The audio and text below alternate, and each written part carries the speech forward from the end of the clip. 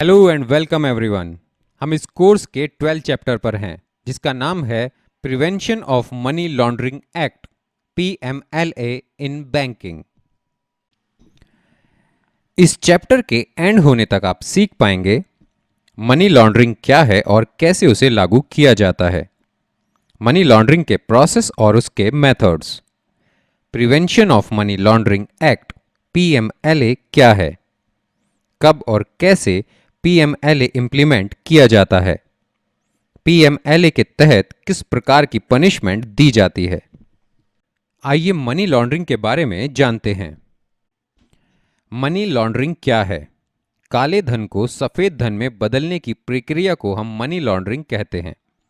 दूसरे शब्दों में ये इलीगल मनी को लीगल करने का प्रोसेस है।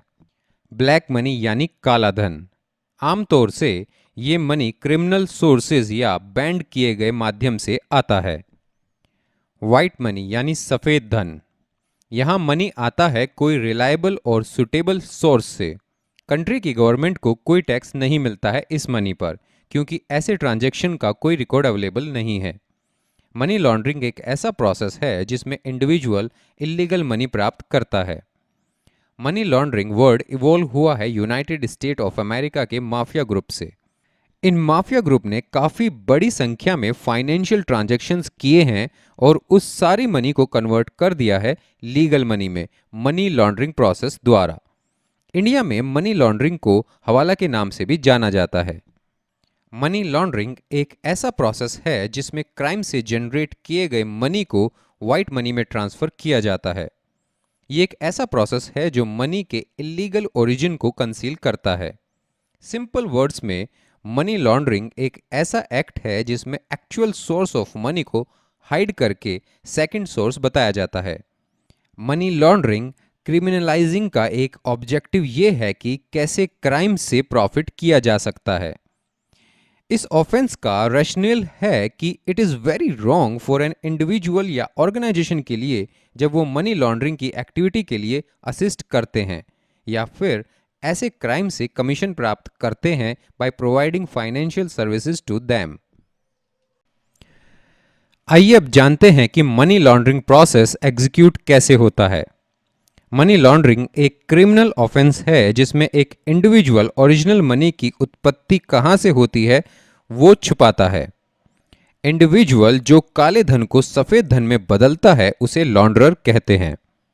मनी को क्लीन करने के लिए लॉन्ड्रर कई बैंक्स और कमर्शियल ट्रांजैक्शंस के माध्यम से बड़ी मात्रा में इलीगल मनी को क्लीन कर सकता है। ये कंप्लीट प्रोसेस होकर लॉन्ड्रर के पास क्लीन मनी आएगा अलग अलग माध्यम से, जैसे कि बैंक्स, फंड हाउसेस और अदर फाइनेंशियल एंटरप्राइजेज। आइए जानते हैं अब तक आपको कितना समझ आया। Which of the following term is used for money laundering in India?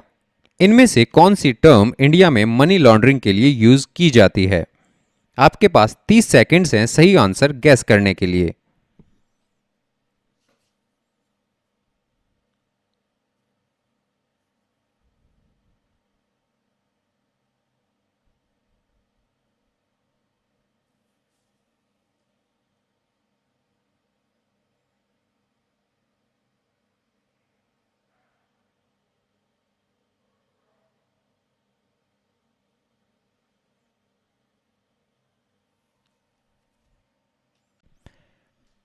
The correct answer is a, हवाला। आइए अब समझते हैं मनी लॉन्ड्रिंग प्रोसेस और इसके मेथड्स के बारे में। मनी लॉन्ड्रिंग प्रोसेस में 3 स्टेप्स इन्वॉल्व हैं, जैसे कि placement, layering and integration. Placement stage, इस स्टेज में जो भी क्रिमिनली डिराइव्ड फंड्स हैं उसे फाइनेंशियली सिस्टम में इंट्रोड्यूस किया जाता है। इस स्टेज में लॉन्ड्रर डर्टी मनी को फाइनेंशियल इंस्टीट्यूशंस में इंट्रोड्यूस करते हैं in the form of cash deposits. ये स्टेज बहुत ही रिस्की स्टेज है क्योंकि बड़े अमाउंट के फंड्स बैंक में डिपॉजिट किए जाते हैं, तो यूजुअली बैंक को हाई वैल्यू ट्रांजैक्शंस रिपोर्ट करने पड़ते हैं। ये रिस्क को अवॉइड करने के लिए लार्ज कैश अमाउंट को स्मॉलर यूनिट्स में ब्रेक किया जाता है और फिर डायरेक्टली बैंक में डिपॉजिट किया जाता है। या फिर मॉनेटरी इंस्ट्रूमेंट्स जैसे कि cheques, money orders etcetera purchases और कलेक्ट करने के बाद डिफरेंट बैंक लोकेशंस में डिपॉजिट किए जाते हैं।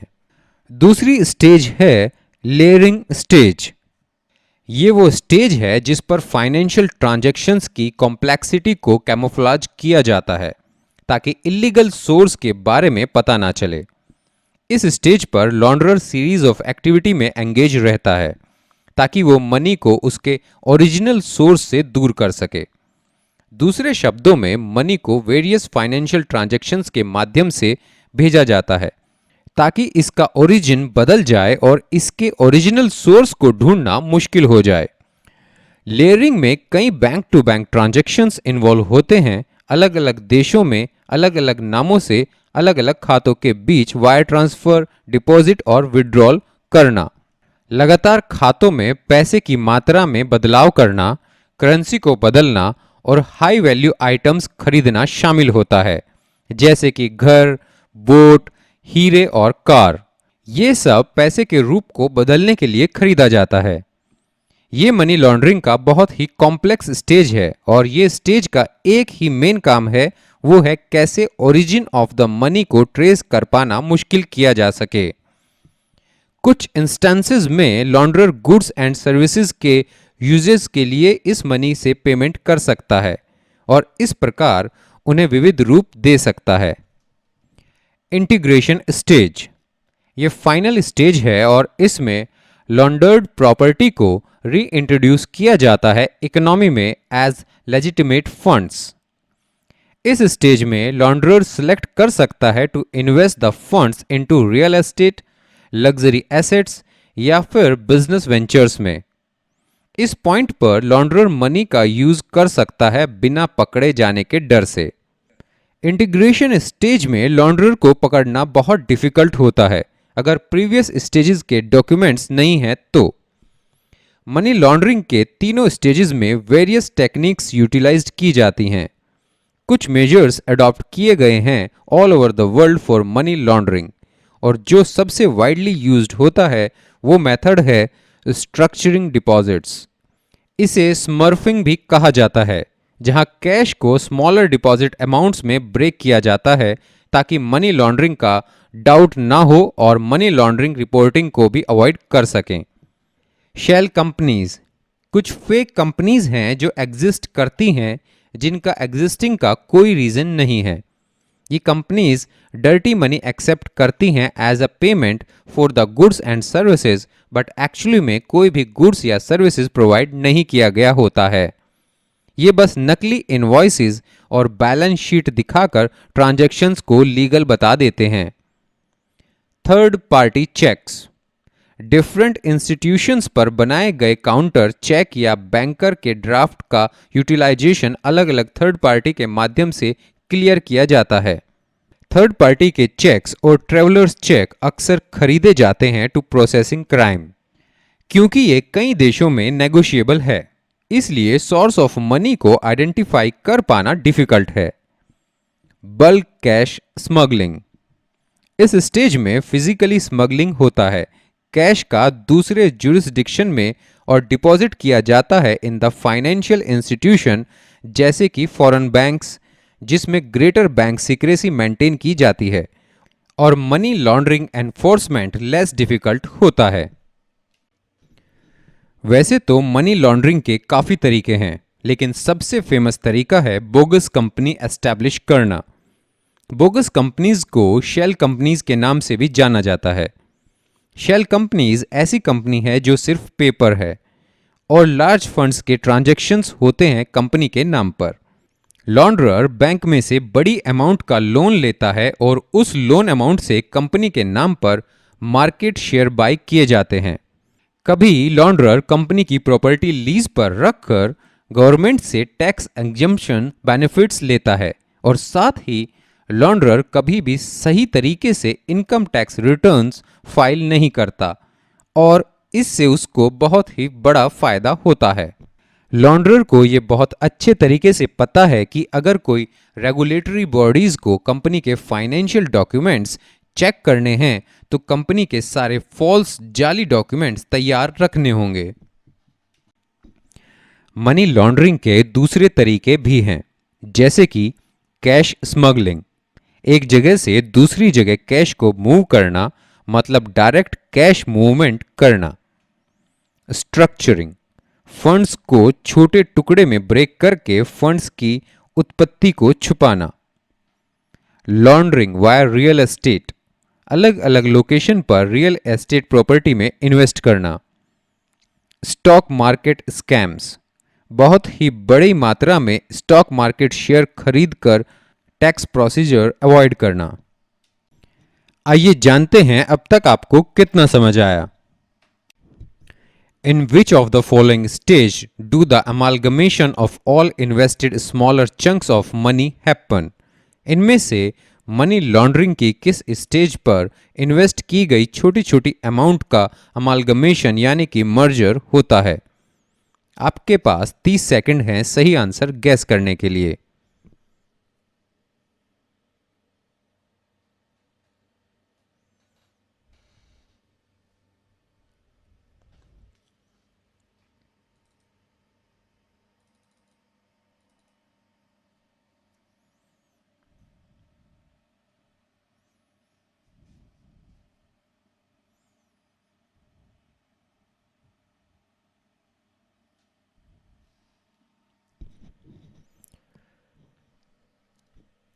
The correct option is C, integration. हमने ऑलरेडी डिस्कस किया है कि मनी लॉन्ड्रिंग प्रोसेस में 3 स्टेप्स इन्वॉल्व हैं: placement, layering and integration. Placement में लॉन्ड्रर मनी को छोटे छोटे टुकड़े ब्रेक करके सारे बैंक्स में डिपॉजिट करता है। लेयरिंग में लॉन्ड्रर ये जो छोटे छोटे टुकड़े हैं मनी को उसे कई जगह इन्वेस्ट करता है, जैसे कि रियल एस्टेट में, अलग अलग बैंक्स, शेयर खरीदने में, स्टॉक मार्केट में। आसान भाषा में लेयरिंग का मतलब हुआ कि छोटे छोटे मनी के टुकड़ों को इकोनॉमी में डिस्ट्रीब्यूट करना। और लास्ट स्टेप यानी कि इंटीग्रेशन, इसमें जो भी इन्वेस्ट किए गए छोटे छोटे फंड्स हैं उनका इंटीग्रेशन होता है। चलिए अब नेक्स्ट क्वेश्चन की तरफ चलते हैं। Does cash smuggling come under money laundering? क्या कैश स्मगलिंग मनी लॉन्ड्रिंग के अंडर आती है? यस और नो। आपके पास 30 सेकंड्स हैं सही आंसर गैस करने के लिए।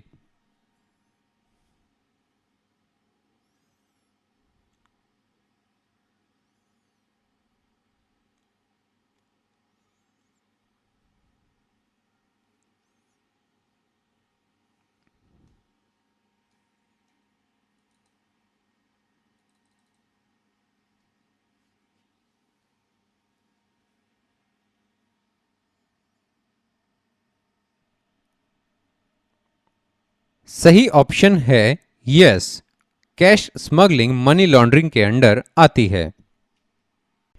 Prevention of money laundering act PMLA।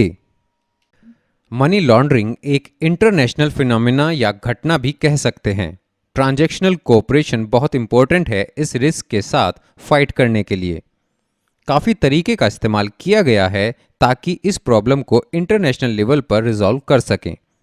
The major international agreements addressing money laundering include the United Nations Convention against illicit trafficking in drugs and psychotropic substance, popularly known as the Vienna Convention, and the Council of Europe Convention on laundering, search, seizure and confiscation of the proceeds of crime।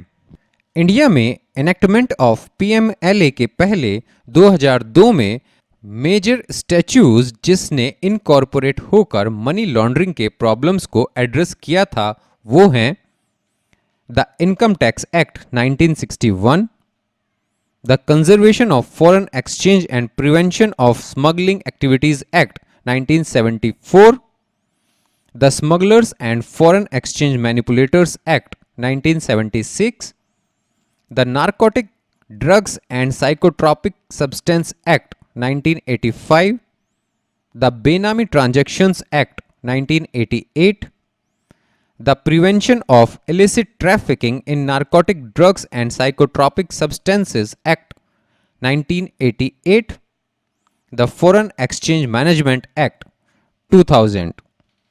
20th century के second half में जैसे जैसे modern activity और sophistication of transactional criminal activity के threats बढ़ते गए, concern rise हुआ है about the lack of effective national laws to fight crime and laundering proceeds.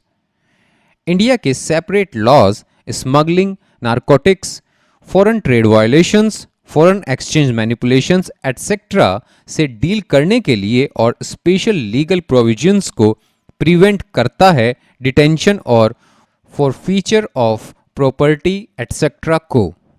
However, the provisions under one of the Indian laws, namely the Foreign Exchange Regulation Act 1973, were considered to be draconian and it was repealed, making foreign exchange violations civil offences under a new law called the Foreign Exchange Management Act.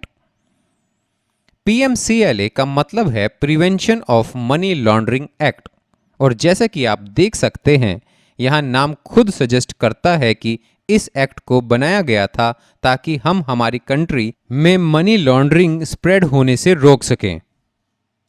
PMLA का official definition है एक individual जो directly या indirectly, knowingly या unknowingly सहायता करने की सोचता है या क्रिमिनली इन्वॉल्व है, जिसमें छुपाना, रखना, हासिल करना इन्वॉल्व है।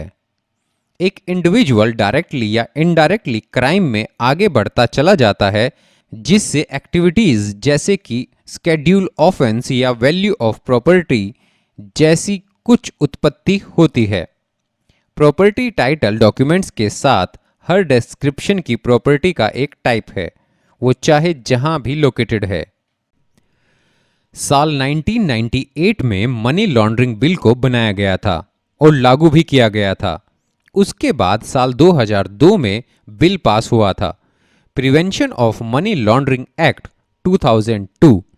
ये पार्लियामेंट ऑफ इंडिया का एक्ट है जो एनडीए गवर्नमेंट ने एंडोर्स किया था। 2003 में प्रेसिडेंट का एसेंट लेकर ये रूल्स नोटिफाइज किए गए थे एक्ट में और लागू हुए 1 जुलाई 2005 को। कुछ अमेंडमेंट्स भी किए गए थे साल 2009 और 2012 में इस एक्ट में।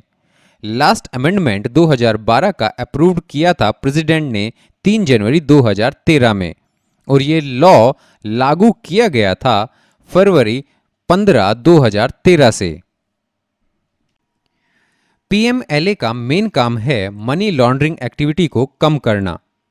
पीएमएलए के 3 मेन गोल्स हैं to implement in India. Number 1, money laundering activity को चेक करके रिड्यूस करना। नंबर 2, मनी लॉन्ड्रिंग एक्टिविटी द्वारा जो भी एसेट्स ली गई हैं उन्हें हटाना और जब्त कर लेना। और लास्ट नंबर 3, मनी लॉन्ड्रिंग द्वारा कोई भी इशू हो उससे डील करना। लॉन्ड्रर जो बड़े फंड्स को हर जगह डिस्ट्रीब्यूट करता है इलीगल मनी को हाइड करने के लिए, पीएमएलए उसे क्रिमिनल लिस्ट में ऐड कर देती है। बहुत सारे ऑर्गेनाइजेशन हैं जो पीएमएलए के अंडर काम करते हैं, इनकी लिस्ट नीचे दी गई है।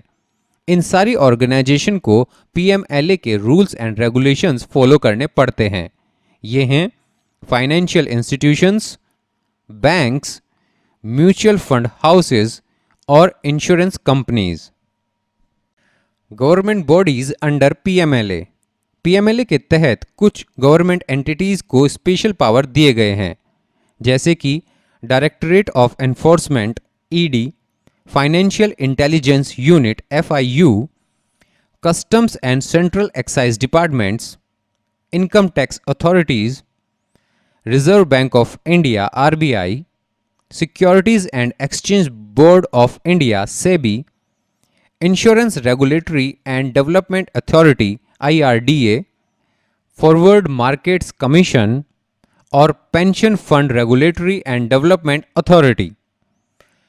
कुछ अथॉरिटीज और ऑफिसर्स भी हैं जिनको कुछ पावर्स पीएमएलए ने दिए हैं। पीएमएलए और भी कई इलीगल एक्टिविटीज रिड्यूस करता है, जैसे कि करप्शन, ब्राइबरी, ड्रग ट्रैफिकिंग और एक्सटॉर्शंस। एग्जाम्पल लेकर समझते हैं कि कैसे करप्शन को हम इस एक्ट द्वारा कम कर सकते हैं। मनी लॉन्ड्रिंग का मतलब होता है इलीगल फंड्स को लीगल फंड्स में कन्वर्ट करना, जो इस कंट्री का करप्शन बढ़ाता है। इस एक्ट के तहत एक इंडिविजुअल के लिए डिफिकल्ट हो जाता है मनी लॉन्ड्रिंग एक्टिविटी करना। Punishment defined under PMLA.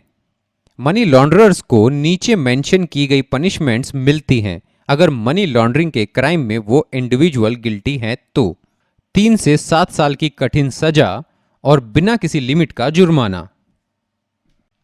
Steps taken by the government for PMLA implementation. Government ने बहुत सारे सक्सेसफुल स्टेप्स लिए हैं ताकि पीएमएलए सक्सेसफुली इंप्लीमेंट कर सके। जैसे डिजिटल ट्रांजैक्शंस बढ़ गए, बिजनेसेस के प्रॉपर रजिस्ट्रेशंस होने चाहिए, रियल एस्टेट प्रॉपर्टी के वेरिफिकेशन प्रोसेस ठीक से इंप्लीमेंट करें। आइए जानते हैं अब तक आपको कितना समझ आया। In which year PMLA bill was passed. Prevention of money laundering bill किस साल में पास किया गया था? आपके पास 30 सेकंड्स हैं सही आंसर गैस करने के लिए।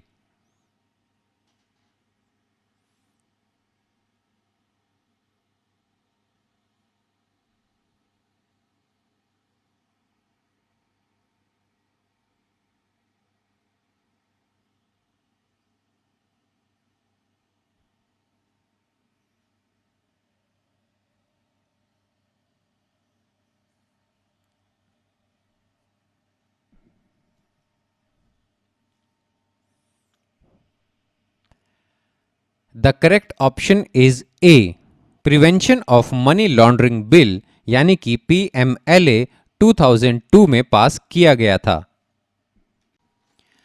Which of the following government entities provide the special power under PMLA. इनमें से कौन सी सरकारी एजेंसीज को पीएमएलए के तहत स्पेशल पावर दी गई है? आपके पास 30 सेकंड्स हैं सही आंसर गैस करने के लिए।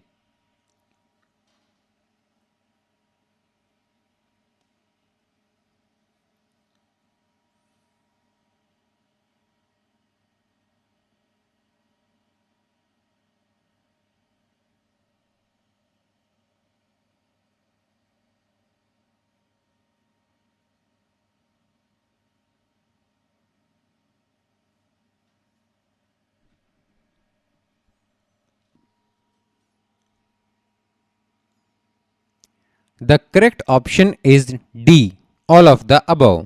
आरबीआई, आईआरडीए एंड सेबी तीनों को पीएमएलए के तहत स्पेशल पावर प्रोवाइड की गई है। Which of the following illegal activities reduced because of PMLA implementation? इनमें से कौन कौन सी इलीगल एक्टिविटीज पीएमएलए की वजह से कम हो गई हैं? आपके पास 30 सेकंड्स हैं सही आंसर गैस करने के लिए।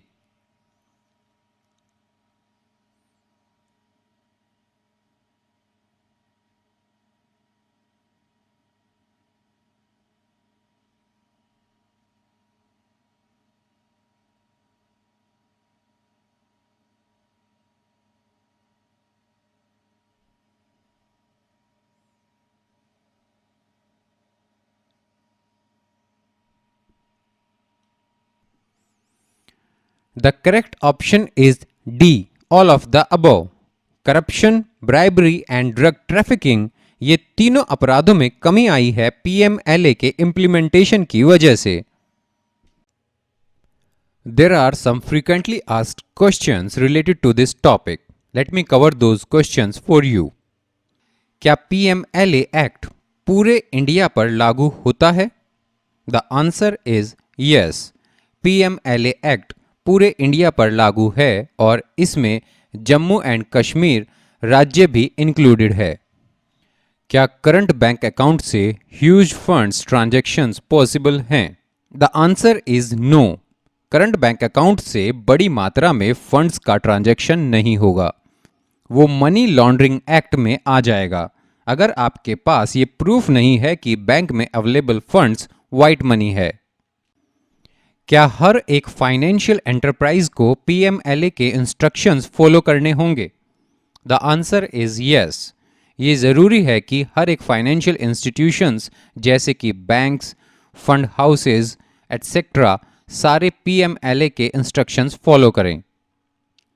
क्या छोटे एंटरप्राइजेज को भी पीएमएलए के इंस्ट्रक्शंस फॉलो करने होंगे? The answer is yes. सारे छोटे फर्म्स को भी पीएमएलए के नॉर्म्स फॉलो करने पड़ेंगे। So let me give U a quick summary.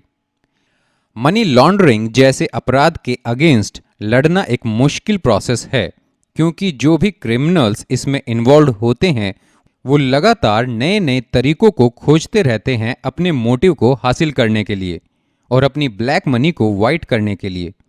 आजकल जैसे जैसे ज़्यादातर कंट्रीज मनी लॉन्ड्रिंग को लेकर कड़े कदम उठा रही है, इनको देखते हुए मनी लॉन्ड्रर्स ऐसे जगहों को टारगेट कर रहे हैं जहां का कानून वीक है या जहां ऐसे ऑफेंस के साथ डील करने के लिए सफिशिएंट लॉ नहीं है। आज के टाइम में मनी लॉन्ड्रिंग के अगेंस्ट कड़े कदम उठाने की सख्त ज़रूरत है। इस सब को मद्देनजर रखते हुए पीएमएलए भारत की तरफ से उठाया गया एक ठोस कदम है मनी लॉन्ड्रिंग के खिलाफ। Thank you so much for your time. Now we will meet again in next session.